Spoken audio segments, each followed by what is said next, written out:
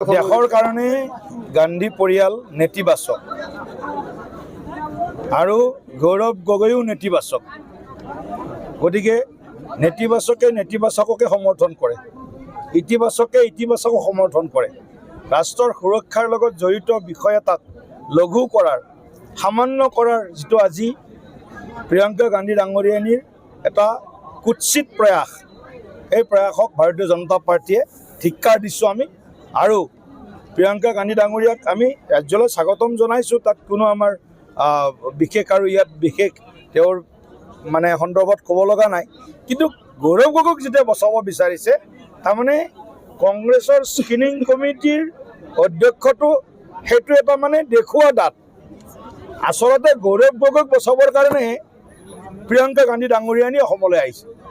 ইয়াৰ কোনো নিৰ্বাচনটো কি হ'ব তেওঁলোকে ভালকৈ গম পাইছে, কংগ্ৰেছৰ কি অৱস্থা হ'ব সেইটো অনুমান তেওঁলোকে কৰিব পাৰিছে।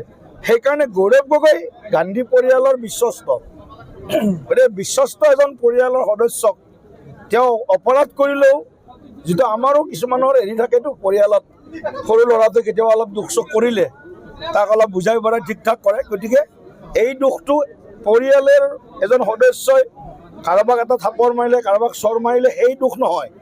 ৰাষ্ট্ৰৰ সুৰক্ষাৰ লগত যিয়ে আপোচ কৰিব পাৰে, ৰাষ্ট্ৰৰ সুৰক্ষাক লৈ যিয়ে প্ৰশ্ন কৰিব পাৰে, এনেকুৱা এটা বিষয় নেশ্যনেল ছিকিউৰিটি ৰিলেটেড এটা ইছ্যু কংগ্ৰেছৰ সৰ্বোচ্চ নেতা বুলি ক'ব লাগিব প্ৰিয়ংকা গান্ধী আজিৰ দিনত। ৰাহুল গান্ধী, প্ৰিয়ংকা গান্ধী, ছোনিয়া গান্ধী, হয়নে নহয়? তেওঁলোকে সদায় দেশৰ সুৰক্ষা, দেশৰ যিবিলাক স্বাৰ্থ সেই ক্ষেত্ৰত সদায় আপোচ কৰে।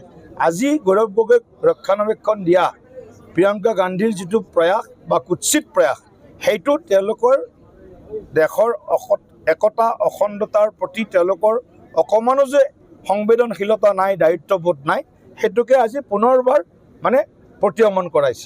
আমিতো বিচাৰোঁ শক্তিশালী বিৰোধী, আৰু মই ভাবোঁ যে তেওঁলোকৰ এটা ডাঙৰ এটা বিৰোধী মিত্ৰজোঁট হ'ব, শক্তিশালী মিত্ৰজোঁট হ'ব। গতিকে মই সেইটোৱে ভাবোঁ ব্যক্তিগতভাৱে ডাঙৰ এটা শক্তিশালী বিৰোধী মিত্ৰজোঁট বিজেপিৰ এগেইনষ্টত, NDAৰ এগেইনষ্টত হ'ব। কংগ্ৰেছে এটা অভিযোগনামা দাখিল কৰিছে বিজেপিৰ এগেইনষ্টত। কংগ্ৰেছে যিবিলাক পাপ কৰি থৈ গৈছে, সেই পাপবিলাকেই বিজেপিলৈ আঙুলি টোৱাই সেইবিলাক কথা আকৌ এবাৰ ৰাইজক মনত পেলাই দিছে যে আমি যিবিলাক পাপ কৰিছিলোঁ, যাৰ কাৰণে এইবিলাক ঘটনা হৈছিল, এইবিলাক আকৌ ৰাইজে মনত পেলাইছে। অৰ্থাৎ বুমেৰাং যিটো কোৱা হয়, কংগ্ৰেছৰ চাৰ্জশ্বিটখন বুমেৰাঙত পৰিণত হৈছে। আমালৈ বুলি মাৰিলে খেলপাত, কিন্তু লাগিলগৈ কংগ্ৰেছৰ বুকুত। এতিয়ালৈকে গৌৰৱ গগৈক কিয় এৰেষ্ট কৰা হোৱা নাই আৰু কিয় এৰেষ্ট কৰা নাই? সেইটোতো আপুনি কোৰ্টত সুধিব লাগিব। গৌৰৱ গগৈতো SIT যেতিয়া প্ৰতিবেদন আহি গৈছে, সেইটো বাকী কোৰ্টে যদি চমুটো কেছ লয় বা ভাৰত চৰকাৰে CBI বা নিয়াৰ জৰিয়তে যদি তদন্ত কৰে, গোটেই কথাবিলাক আগবাঢ়িব ভালকৈ। কিন্তু গৌৰৱ, সেইটো মই কেনেকৈ উত্তৰ দিম? আপুনি ভালকৈ বেলেগ এজনক সুধিব লাগিব, যোনে চমুটো কেছ ল'ব পাৰে। পাৰ্টীৰ অলপ টাইম আছে, অলপ সময় লাগিব। আমি